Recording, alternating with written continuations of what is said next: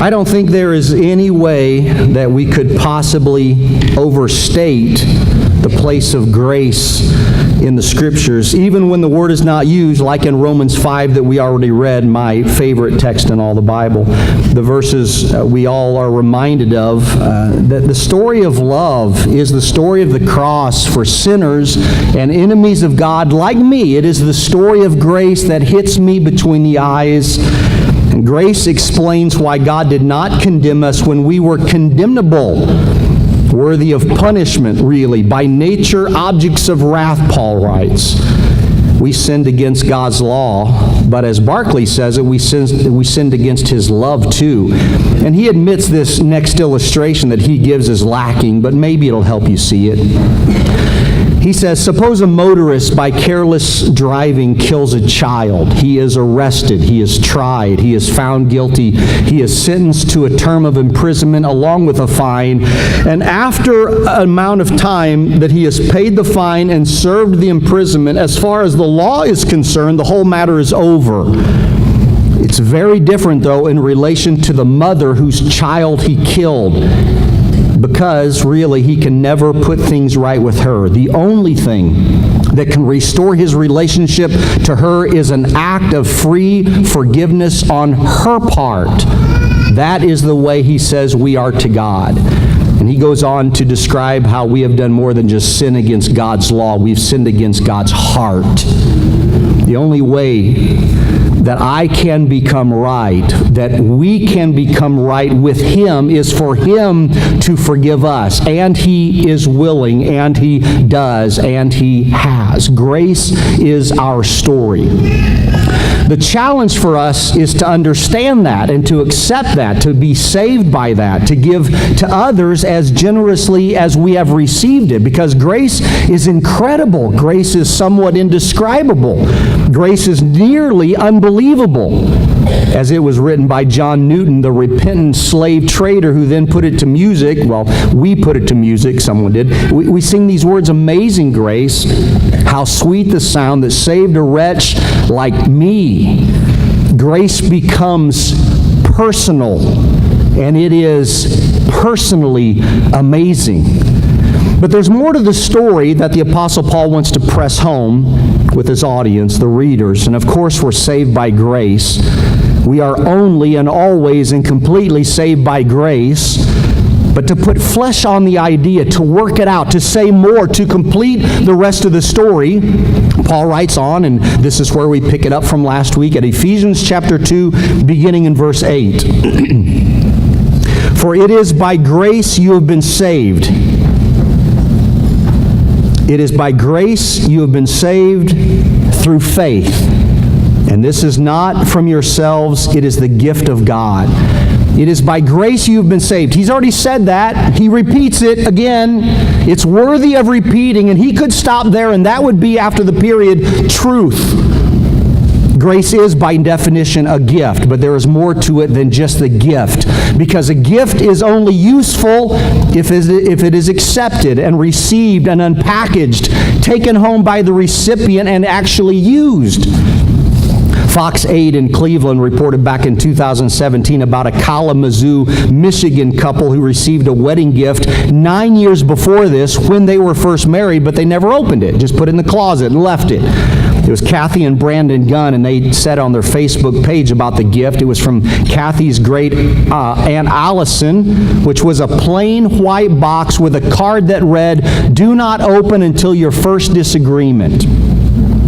They had plenty of those through those years, but they never opened it. They never could get to opening it.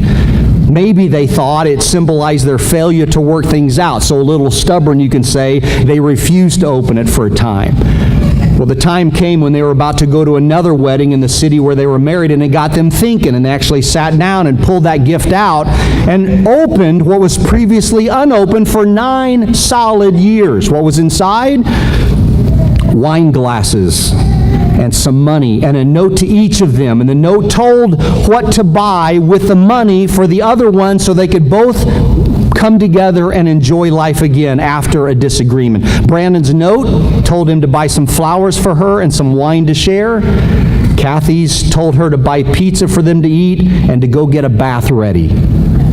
Sweet. They said, all along we assumed that the contents of the box held the key to saving our marriage. Some maybe age-old trick unbeknownst to us rookies. After all, my great aunt and uncle had been married for nearly half a century. So we thought the box would save us. In a way, I guess it did. The box went beyond what I believe my great aunt had intended. It was by far the greatest wedding gift of all. I would not try to guess the number of gifts that I have received over the years. Maybe you could guess for you. The small tokens, the yearly birthdays and annual Christmases, and the large and unbelievable gifts that came out of nowhere for no reason other than I was loved by another, and I'm grateful for every single one of them. But there is one gift that I received that is unlike any other. All of them, in comparison, pale to this one. It's the biggest, it's the costliest, it's the greatest by far. It is the gift of salvation. It is the gift of grace delivered in the package of the bleeding Son nailed to a tree. And that's not the full story, because the rest of the story is I took hold of it. I accepted it. I believe with all my heart I would have been a fool to reject it, so I took it. What else would I do? I believed with all my heart. I repented. I died with Him, rising again with Him, uniting myself with Him in baptism. And I would encourage you today, do the same. But honestly, it's up to you. You get to choose what you will also do with that same offer. See, when a gift is offered, the recipient is under no obligation to take it. Now stay with me, because this is about to get really deep really fast. The ones who take the offer now have it. And the ones who did not take it can't hold on to it. That's not that deep at all. Actually, that's really simple. Do you get it? If the same loving, kind, generous, gracious gift offered to us without any distinction, then why the differences among people? Why are some now saved and others still lost? Because, as Sherlock Holmes would put it, it's elementary. It's simple, really. Some accept it and some don't. Some believe it, some refuse it.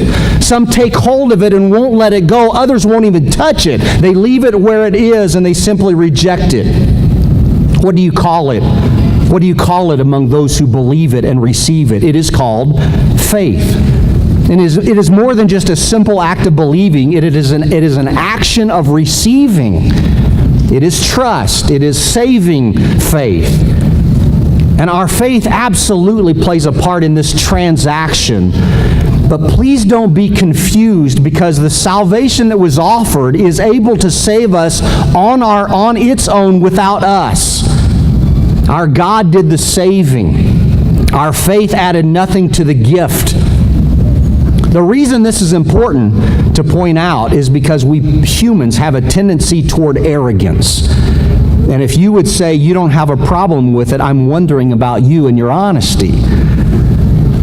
Believe me when I say I struggle with pride, and I assume it's alive and well in all kinds of Christians who are still today trying to kill it in us. And the reason I know it is because I see it in myself and I hate it.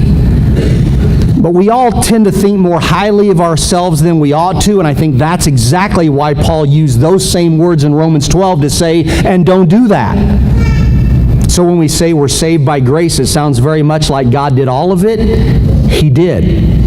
And we get to this point, we're saved by grace through faith, and we immediately jump to the conclusion that we might then deserve just a little pat on the back for our part in the salvation, and that is wrong. It could not be more wrong. The gift is the gift of God.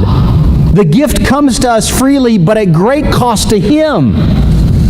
The value of the gift and the ability to even save us in the first place is completely His, which means He gets the credit, the honor, and the praise. What part did I play? I accepted it through faith. That's all. And if you think I'm making too big of a deal about this, I don't think I am, because Paul clarifies it. Paul says this. Listen, let me go backwards and then read a little bit more. Verse 8 again. For it is by grace you have been saved through faith, and this is not from yourselves. It is the gift of God, not by works, so that no one can boast. Saved by grace through faith, because there is only one way to receive the gift that is offered, and that is to willingly receive the gift that is offered. But to beat all of us to the punch, to get ahead of what we might be thinking, to jump to the very good conclusion, might end us up in a place where we are wanting to take just a little bit of the credit and start doing a little bit of boasting. So Paul gets there first, and with great conviction he speaks for the Lord. This salvation is not from you. You didn't do it. You did not do it. You are saved because He did this. This is a gift from God, and that is what it is. Exactly that. The offer of salvation, even for the fact that you could believe, is itself a gift from Him. He did it. And you could say, then I did squat. But the story's worse than that. That's not the whole truth, because I caused it in the first place. I brought this about. I was the reason for the cross. My sins put Him there. As we read last week, when I was dead in my transgressions and sins, that's when He saved me. So, what did I do when offered this indescribable gift of grace, salvation? I took it. What else would I do? I received it. I accepted it. I believed it. I put my faith in it. Really, I put my faith in Him. But don't dare equate your works with His salvation. You were not saved by your works, but by His salvation. He did the heavy lifting. He did the suffering. He did the bleeding. He did the dying. He did the saving. And what did we do? We believed Him when He said, you can be saved. We did what He said to do. He handed us the gift wrapped in love, and we said, what should I do? He told us, and we obeyed in submission, in gratitude, in faith. But please don't jump ahead to what we did, because you didn't work for that. You couldn't earn that. It wasn't ours to take unless He had first given. There was nothing we could have done had He not acted first. So if you start thinking there is a little bit of boasting that is okay because of what I have done, please think again. And I fear sometimes we do put a little bit too much emphasis on what we have done and not nearly enough emphasis on what He has done.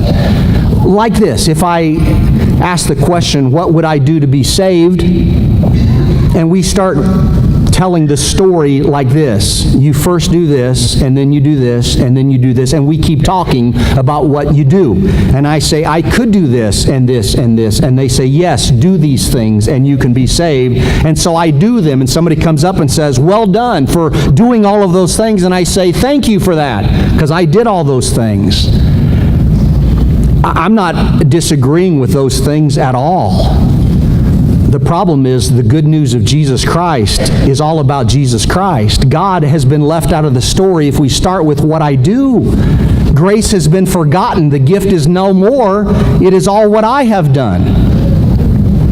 There's no room to speak of what God has done if we talk all the time about what we have done. And I don't intend to downplay faith. The Scriptures do not downplay faith. It is significant. I just want to ask what has happened to the grace, because the good news of God is what God has done. The gospel of Jesus is the death, burial, and resurrection of Jesus, first and foremost. It is the core. He did it for me. So for me, from that moment in, boasting is inappropriate. Boasting is arrogant. Boasting is overrated. Boasting is wrong. As if a newborn baby can say, hey, Mom, you got to give me a little credit too, right? Or a painting can look at the painter with a brush and say, I got to take a little credit for myself, as this turned out pretty well, don't you think? Paul's not undervaluing faith. Faith is huge. In the Scriptures, faith is painted as the thing that defines us. We are saved.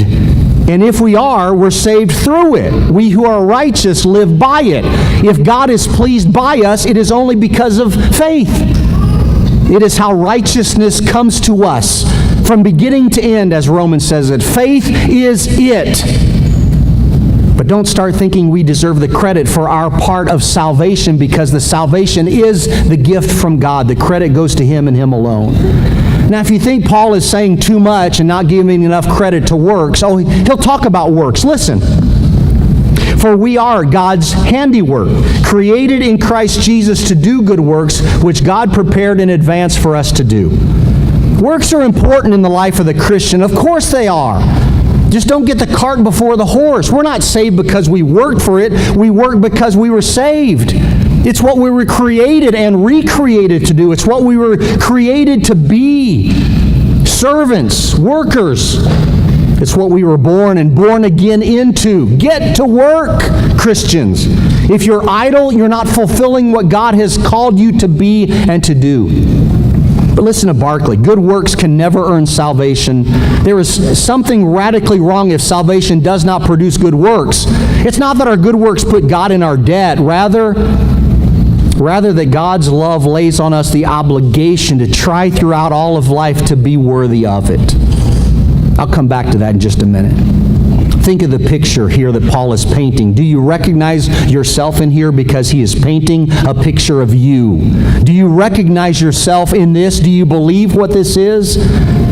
Here it is. You are God's handiwork. You are God's prized possession. As F.F. Bruce says, you are His work of art, His masterpiece. You're His treasured vase, made with His own hands and hand-painted. It's beautiful. You are beautiful. And He's been working on you and working on your job long before you even knew you were you. He decided long ago to make you. He decided long ago to redeem you. He decided long ago to choose you and adopted you. He decided long ago to use you for His purposes, all because He loved you. That's why He sent Jesus to die for you, and that is grace. And so, we just can ask, so how do we live? In gratitude, in service, getting to work with thanksgiving in our heart for Him saving me.